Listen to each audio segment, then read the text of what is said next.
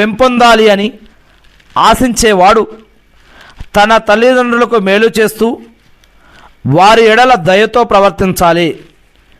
ఎవరికైనా ఎక్కువ ఆయుష్ కావాలి అన్నా, సంపాదనలు పెరగాలి అన్నా వారి యొక్క తల్లిదండ్రులకు మేలు చేస్తూ వారి ఎడల దయతో ప్రవర్తించాలి అని ఇక్కడ హదీస్లో చెప్పడం జరుగుతుంది. మరియు ఇంకొక హదీస్లో సిలారెహమి, తమ యొక్క బంధుమిత్రులకు, ఇరుగు పొరుగు వారికి, ముఖ్యంగా బంధుమిత్రులకు లేదా అన్న, చెల్లి, అక్క, తమ్ముడు వీరికి వారి యొక్క హక్కులను నెరవేర్చేవారు, వారి కోసం ప్రయాణం చేసి వారిని కలిసేవారు, వారికి సహాయ సహకారాలు అందించేవారు, వారు ఒకరి కోసం ఒకరు దువా ప్రార్థనలు చేసుకునేవారు.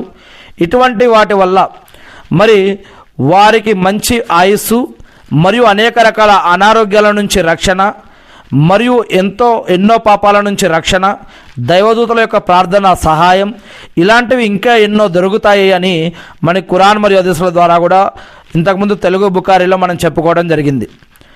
మంచి నడవడి గల సంతతి తమ తల్లిదండ్రులను ప్రేమాభిమానాలతో ఒక్కసారి గనక చూస్తే దానికి బదులుగా దైవం ఒక హజ్జుకు సమానమైన పుణ్యఫలం ప్రసాదిస్తాడు.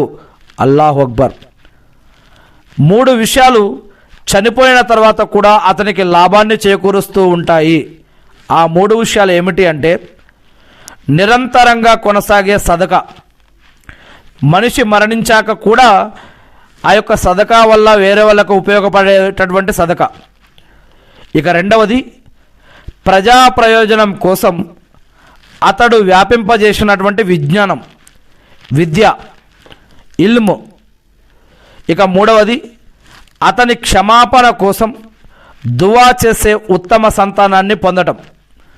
మరి ఈ ఉత్తమ సంతానం కూడా మరి వారు పెరిగి పెద్ద అయినాక, తల్లిదండ్రులు మరణించాక వారి నమాజుల్లో కానీ ఇతర అనేక రకాల ప్రార్థనల్లో కానీ మరి తల్లిదండ్రుల క్షమాపణ కోసం వాళ్ళు గుర్తుపెట్టుకోవాలి, దువాలు చేయాలి, నమాజులు చేయాలంటే కూడా వారి యొక్క చదువు, పెంపకం కూడా మరి ఆధ్యాత్మిక పరంగా కూడా వారిని పెంచితేనే మనం మరి ఆ తల్లిదండ్రులని వారు మనం మరణించాక కూడా గుర్తుపెట్టుకునే అవకాశం ఉంటుంది.